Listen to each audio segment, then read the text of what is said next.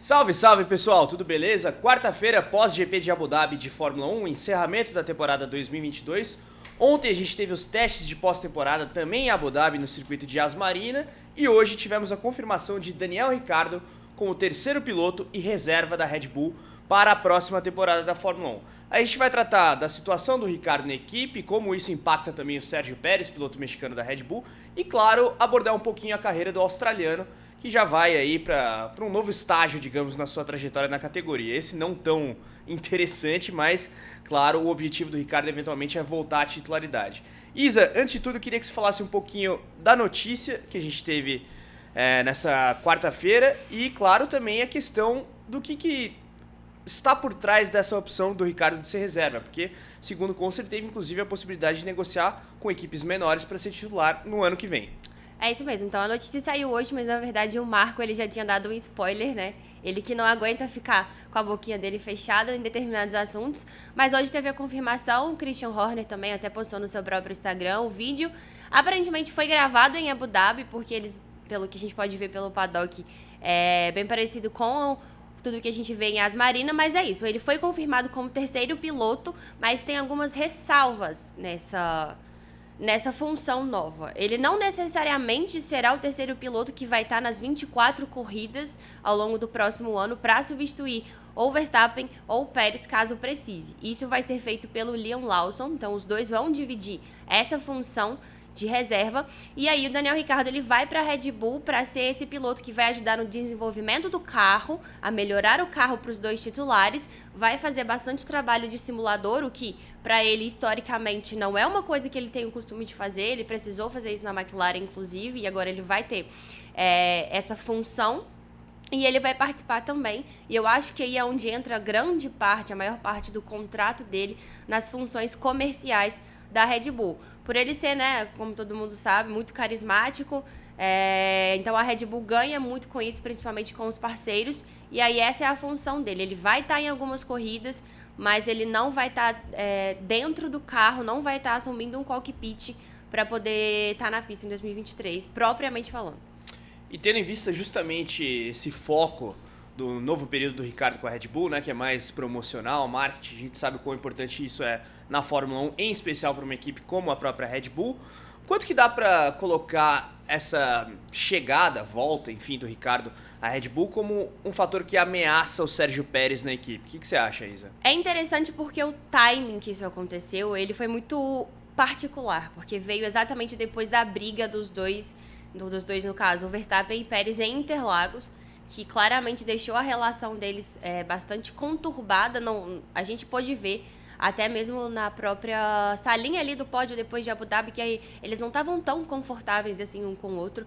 Então, é uma situação muito particular. Eu acho que se não tivesse aquele caso de Interlagos especificamente, a gente não estaria falando até como uma ameaça, mas eu acho que é um movimento estratégico importante, porque a Red Bull traz de volta um piloto que foi importante até mesmo para o amadurecimento do Verstappen. O próprio pai dele já falou sobre isso, que foi quem conseguiu bater de frente com grandes nomes da Red Bull e até mesmo com o próprio Verstappen.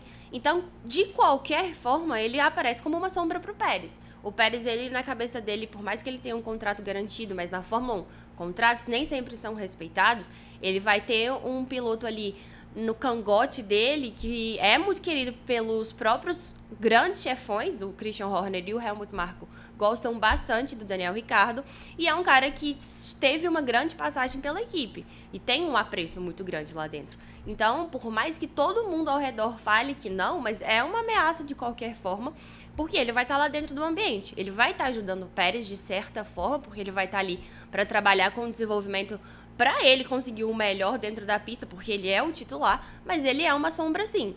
Se isso vai se concretizar numa grande ameaça, eu não sei, mas ele surge como uma sombra num momento muito particular, inclusive. Esse momento de fato é muito particular. Agora, quando a gente se remete ao Ricciardo de maneira mais focada, né, para além da questão da Red Bull, do próprio Pérez e tudo mais, é interessante essa volta dele ao time anglo-austríaco até por conta do quanto que ele brilhou na própria Red Bull, né? A gente teve aí 3 temporadas, uma não completa, mas enfim, 16, 17 e 18 do Ricciardo dividindo a equipe com o Verstappen. Do meio de 18 em diante, ele já com a saída para a Renault anunciada, então não teve tanto assim aquele nível de competitividade que talvez a gente pudesse esperar. 17 sim, ambos lado a lado na íntegra, digamos, do campeonato, e ambos com muita competitividade. Ricardo termina à frente, inclusive, do próprio Verstappen naquele campeonato, e 16 o Max chega à Red Bull a partir do GP da Espanha, que ele inclusive vence, substituindo o russo Daniil Kvyat. Isa, a carreira do Ricardo ela é um pouco bizarra nesse sentido, né? Porque ela começa de maneira promissora, ela em 2014 toma uma proporção absurda por conta do fato de que ele supera um tetracampeão mundial consecutivo, que era o Sebastian Vettel, e inclusive ele era tido por muitos como um potencial campeão do mundo, né? Muitos colocam inclusive as temporadas 14 e 16 dele como grandes pontos altos da sua carreira, sendo que o próprio Fernando Alonso, por exemplo, isso foi destacado por uma matéria do The Race nessa quarta-feira, segundo o piloto espanhol, o Ricardo foi o melhor piloto da Fórmula 1 em 2016. O australiano, aliás, ele foi terceiro colocado do campeonato de 16 e de 14, né? Esses altos e baixos, eles chamam a atenção, e aí eu queria saber de você, o Ricardo ainda tem lenha para queimar, independentemente de voltar à Red Bull como titular ou não, eventualmente, sei lá, 2024 numa equipe menor, de meio de pelotão, como é que você vê esse momento dele agora? Eu acho que tem, porque uma pessoa não desaprende a fazer uma coisa assim em 2 anos ou 1 ano e meio. Eu acho que quando ele venceu em Monza, ele mostrou que se as coisas... como o pessoal na Fórmula 1 gosta mesmo de falar, se as estrelas estão alinhadas, ele acontece, e ele tem o potencial, ele tem o domínio daquilo. Mas ele vem em 2 anos onde as estrelas não se alinharam para ele e onde ele não teve o seu potencial extraído, ou ele não conseguiu extrair todo o seu potencial alinhado com a equipe, e deu tudo errado. Eu acho que julgar só por 2 anos é muito complicado, mas ao mesmo tempo a Fórmula 1 ela é muito resultadista também, principalmente para um piloto muito experiente. Porque se é um jovem chegando, você tem um tempo de paciência, aquele tempo de carência, porque ele tá ali pela primeira vez, ele tá entendendo, tá enfrentando aquela situação. Agora, para uma pessoa que já tem 10 anos de carreira, você cobra um pouco mais os resultados de uma forma mais rápida. Porém, entretanto, todavia, eu ainda acho que, independentemente do que acontecer, ele tem muito para mostrar.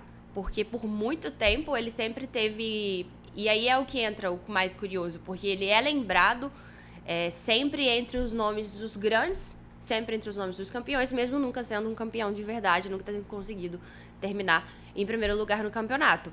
Então ele construiu uma carreira de muito respeito sem nunca ter sido campeão. E não são todos os pilotos que conseguem fazer isso. Ele é sempre lembrado entre os grandes, mas ele nunca foi campeão.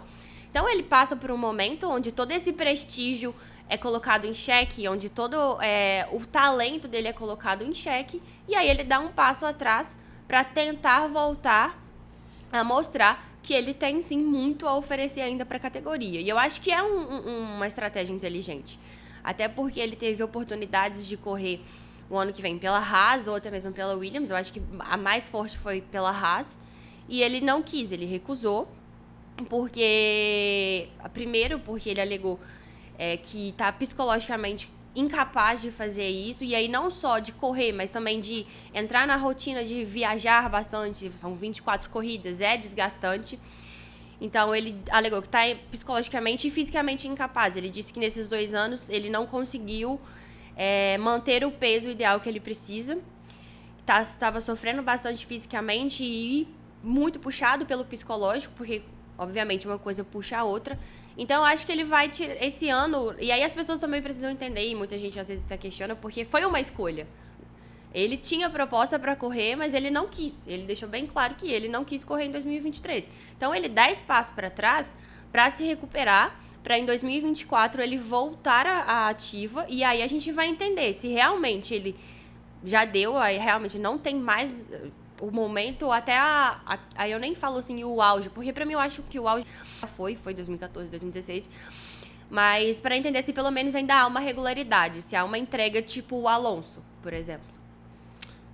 Bom, a gente vai ter que esperar os próximos capítulos aí, claro. Você acompanha tudo isso conosco no motorsport.com, seja aqui via canal, via site, enfim. Bom, estivemos eu, Carlos Costa e Isa Fernandes aqui debatendo a situação de Daniel Ricciardo, que volta à Red Bull como terceiro piloto e também um dos reservas do time anglo-austríaco para 2023. E aí, pergunto a vocês, deixem aqui a opinião no chat. Pérez fica ameaçado, digamos assim, em algum grau com essa volta do Ricardo. O Ricardo é uma sombra para o piloto mexicano. Coloquem a opinião dos senhores aqui nos comentários e, claro, curtida também. Não se esqueçam do like, de se inscrever no canal, ativar as notificações. Também convido vocês todos a serem assinantes do motorsport.com. Basta clicar no botão Seja Membro logo abaixo aqui do nosso player, que aí você confere os nossos pacotes de assinatura disponíveis para todos os gostos e todos os bolsos. Meus caros, a gente fica por aqui, até a próxima. Tchau, tchau.